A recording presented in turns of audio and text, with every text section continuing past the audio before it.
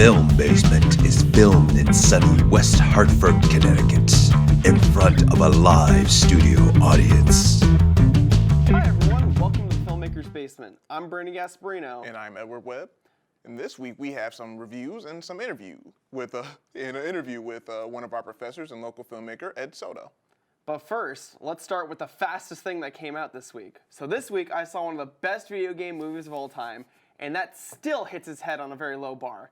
Sonic the Hedgehog stars Ben Schwartz as the titular character on the run from Dr. Robotnik, played by Jim Carrey. Overall, this film feels very bland and almost made by a committee.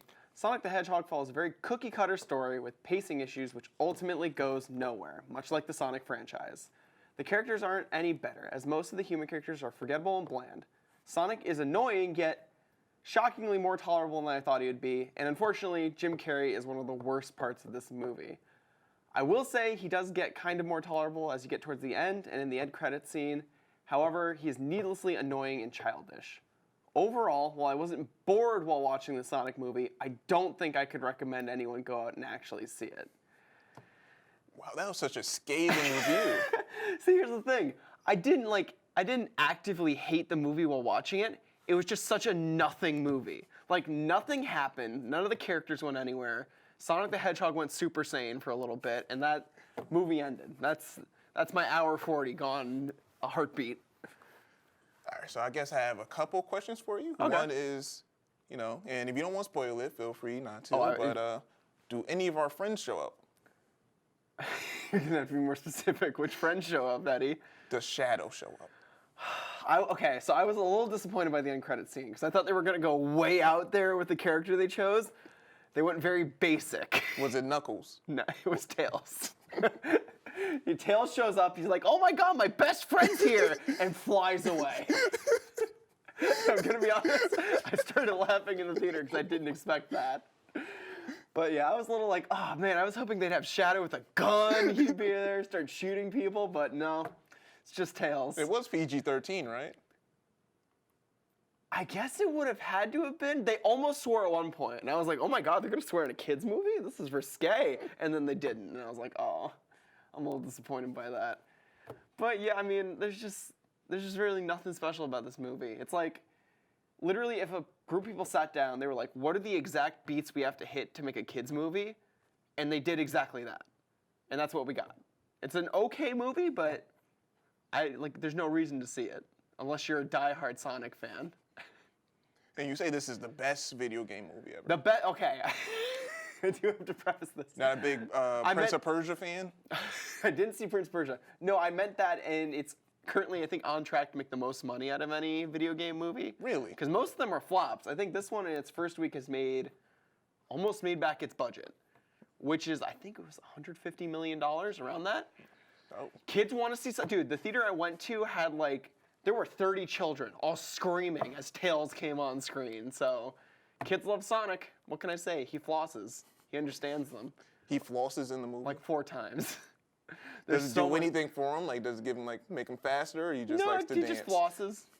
He's like a kid. He's hip. He's cool. Sonic's the coolest character out of them all because he has to be. Yeah, but overall, don't see it. You're not missing anything. But Eddie, I think you saw something a little more prolific, if you will. I've seen the polar opposite of what you've seen. Right. And this week I watched and reviewed Portrait of a Lady on Fire, directed and written by Celine Sciamma. The film stars Naomi Merlin as Mariana, a painter in 18th century France who was commissioned to paint the wedding portrait of a reluctant bride-to-be named Hiloza. While under the guise of a hired companion, Mariana observes Hiloza by day while discreetly interpreting her essence by night. As their intimacy blossoms, the portrait continues to progress towards its inevitable completion. This is a film that understands that it takes time to build upon a strong central romance, as Sciamma opts to focus on the importance of their connection by showcasing their most intimate moments, no matter how small, as opposed to the fleeting and unsatisfying feelings that come with lustfulness.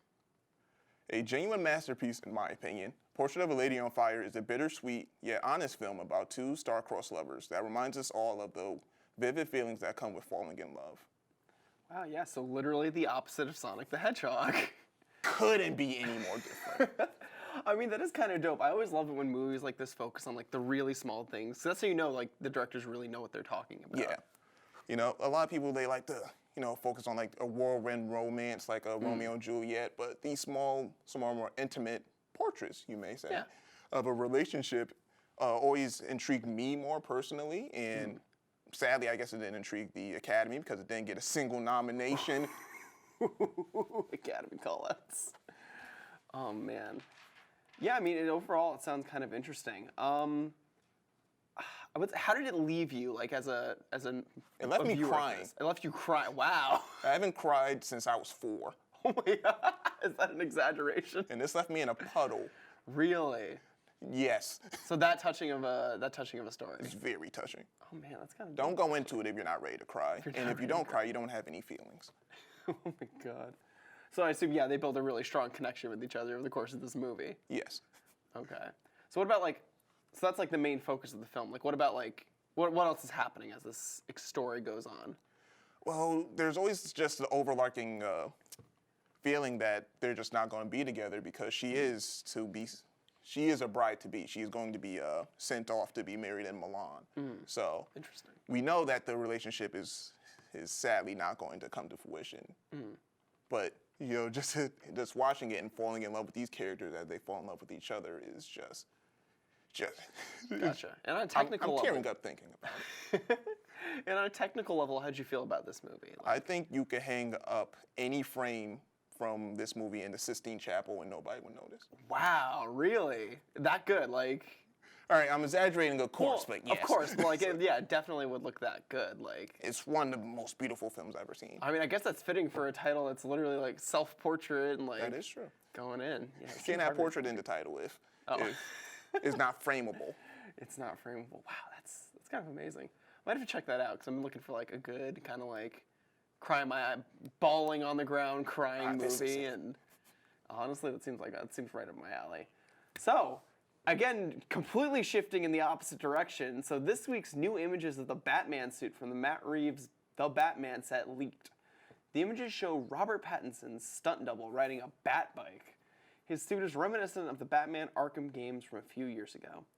Batman fans may also remember that a few days ago, the filmmakers dropped test footage of Pattinson in the Batman suit. The Batman will be released in June of 2021, following a young Bruce Wayne in the early parts of his crime fighting. So, Eddie, how do you feel about the Bat Bike? I think it's one of my more favorite Bat Bikes that we've seen. You know, as compared to like the Dark Knight or anything like that. It looked interesting to me. Okay, that's good to know. I'm like. See, I don't know. DC's been feeling weird to me lately because they've clearly started out on a really bad note, and they got kind of worse for a little bit. But now, like, they've had some recent hits. Like Joker was good, Birds of Prey was pretty good. Like, so I'm starting to wonder, like, are they actually trying now? Is this what's happening? Like, I'm still confused as sort of, I guess, their business model. I guess because you know with Marvel. No, there's the whole universe. These films just seem like they're just throwing things at the wall. Yeah, they're doing little vignettes almost of everyone's like lives. So I'm wondering how it's going to affect like the Batman movie in and of itself. I'm also a little bit curious if like they're trying to replicate like the success of the games. Maybe like being like, oh yeah, look, this bike kind of looks like the game. So why don't we like come see it? I mean, I love those games. Those are some of my favorite games of all time. So if they're really going for that, then I'll be there day one. Yeah, I've heard. Well, maybe not day one because I don't like crowded theaters. I've heard nothing but good things about those games. So yeah, it would be interesting to see if maybe they're going to take more of like the darker. I assume that because those games are generally pretty dark, right? Yes, very. Wonder if that might be where they're going with this. Because as we know, Robert Pattinson, serious dark actor now, coming fresh off The Lighthouse. Oh man, yeah. So that's definitely interesting. So, Eddie, I believe you sat down with a certain someone this week. This week I interviewed Ed Soto, an adjunct professor at the University of Hartford. He is also a local filmmaker. Welcome, Mr. Soto. Hi everybody, and welcome to the Filmmaker's Basement. I am Edward Webb, and today we have a very prestigious guest. You know him, you love him, Edward Soto. Hey, how's it go? How are you doing today? I'm doing good. It's nice. It's a good Sunday afternoon. It's not freezing. Yeah, it's very warm out. It's nice. You know, in Connecticut, you just never know. That's true. It could rain. It could be snowing right now, for all we know. So, I have a few questions for you today. You know, that's usually what interviews consist of. Yeah. So, as a University of Hartford alum, what did you take away from our school? I guess one of the biggest things, it's like, you know, you kind of realize a lot after the fact. So I graduated here from the Senator program in 2015 and actually immediately started working here at that time. And one of the biggest things I took away was how willing they were to improve like the gear and things like that. Because there wasn't a lot when I was going here. There was only like one cinema style camera, and now there's I think up to 3 or 4. Mm-hmm. So it's really cool to see that. I've seen a lot of the equipment and computer changes that's been happening. And I think one of the biggest things I took away was like definitely find like a cohort of people that you continuously like working with and work with, and just like film and shoot random things, like, you know, make your mistakes while you're in school now. Mm-hmm. That way you could just, you know, be better in the future and learn. Well, you mentioned that you're a teacher here. Yeah. I also had the pleasure to sit in on one of your classes. You might not even remember this. I remember that, yeah. That was my editing class 2 semesters ago. Yes. How do you feel about teaching here? So, like, I never, in my entire life, never thought I would end up being a teacher, professor, instructor in any regard. But it just happened to turn out like that. That was because like I did the master's program here, so that just unlocks the ability to start teaching. And then I also did a lot of freelance work in the area, doing my own shorts, working on other people's features or on commercials and things like that. And I was able to build like a large enough portfolio that the school kind of was like, hey, I think you can start off by teaching some of these courses, and then you can slowly build up to that. And I like it a lot. It kind of motivates me to get out there more and freelance more and get on sets as much as possible, so I can just learn as much as I can, so that way I can bring it back to my classes. It's amazing. How do I want to word this? As a soon-to-be adult after I graduate, how did you find your footing as a freelancer? So yeah,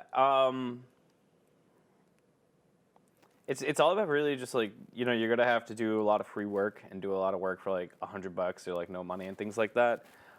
Just consistently doing that and finding other people pretty much at the same level and like higher than you and things like that you could just work with and get to know and work with them. Networking really, like, you know, it sounds like a broken record, but it's true.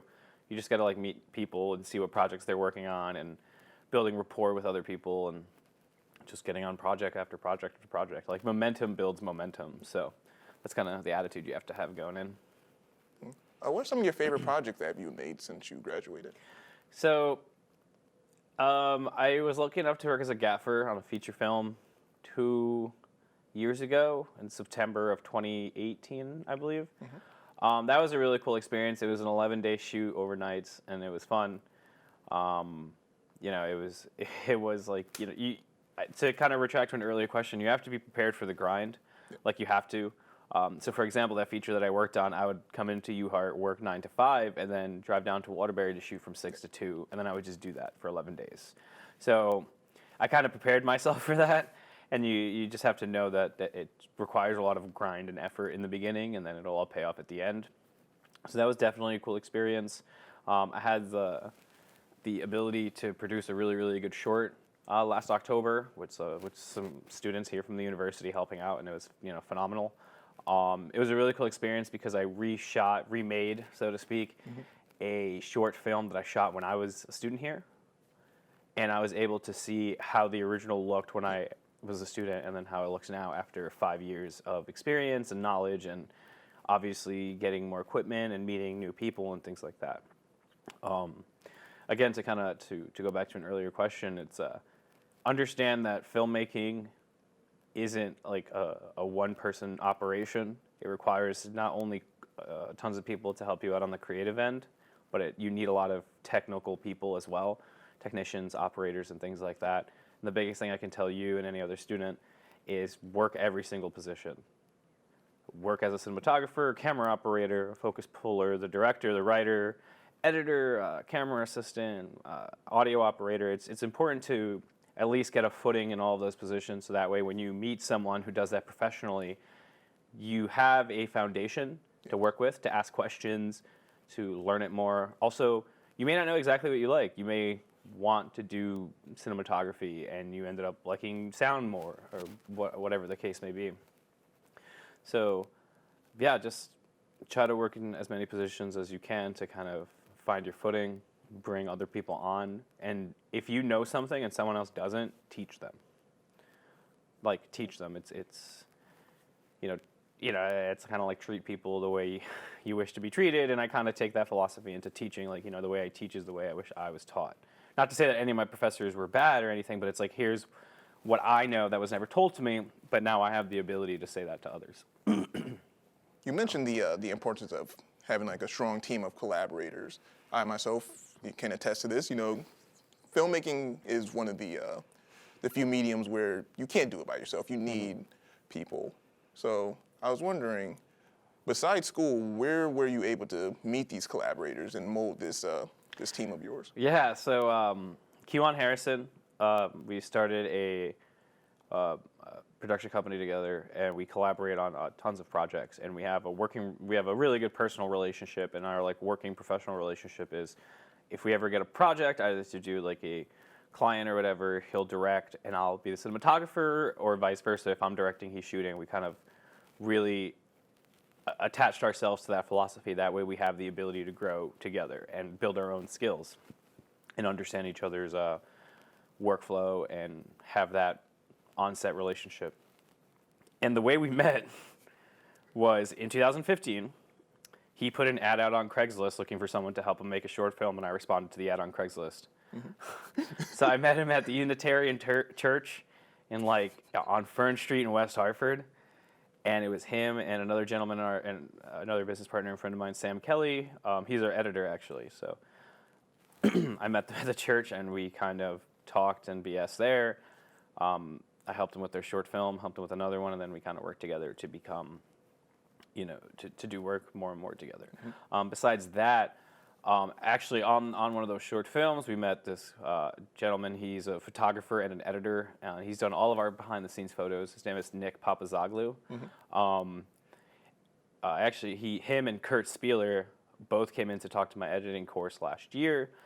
Kurt was the director of that feature film that I mentioned earlier, and I met them through just working on sets, him responding to an ad of wanting to do more behind-the-scenes photography, just talking to him. He saw how we worked, he liked it, and then he brings us on to any of his projects. We're going to be shooting a commercial spot for like a car detailing place in a few weeks. I've also worked with a former professor here named Pedro Bermudez. I helped him out on a couple of his short films. I was a focus puller on a commercial spot he was directing not too long ago. And with that, he works with a cinematographer who lives in Hartford, Mike Curry. He's phenomenal. Oh, yeah. Does amazing shoots and does amazing work, and just like building a relationship with him kind of will enhance more. Also, there is a filmmaker meetup March 6th. I can share the information with you. I have it on my phone. I can just share it after. But it's just like getting involved with other people and just meeting them and talking to them. The biggest advice is like everyone at any of those meetups and things like that, obviously they know that everyone's there to try to get work. So don't put that on your sleeve. Just just talk to people. You could be one of the best cinematographers in the business, but if you're like a complete jerk to work with, people don't want to work with you. You could be a very up and coming good cinematographer, kind of getting your footing, still a little green and doing some pretty decent work. But if you're a joy to work with, that's how you get hired back. Because, you're pulling long days, like 8, 10, sometimes 12-hour days, 14 in a row. And the last thing you want to do is work with someone who's just unworkable, not approachable, not fun, and things like that. So, yeah, it's just meeting people. And, it's kind of like if you have a hobby and you continue following that hobby, you'll meet other people who are interested. So it's kind of that same principle. Yeah. I appreciate you for, sitting down, chatting with the little old me. No, it's not a problem, whenever. And coming to our filmmaker's basement. Yeah. All right, so this is Edward Webb logging off. See you all later. Alrighty, and that was a fantastic interview, Eddie. So, this week there's some great films coming out. So, great's a word you can use for some of these. The Invisible Man, Wendy, and Burden. So, Eddie, what are you excited to see? I'm pretty excited to see The Invisible Man. I'm a big Lee Winnell fan.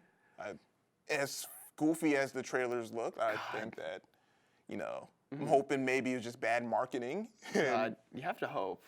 And hopefully, it being released in a perceived dump month doesn't, speak on the quality of the film. Seriously, what has he done before The Invisible Man?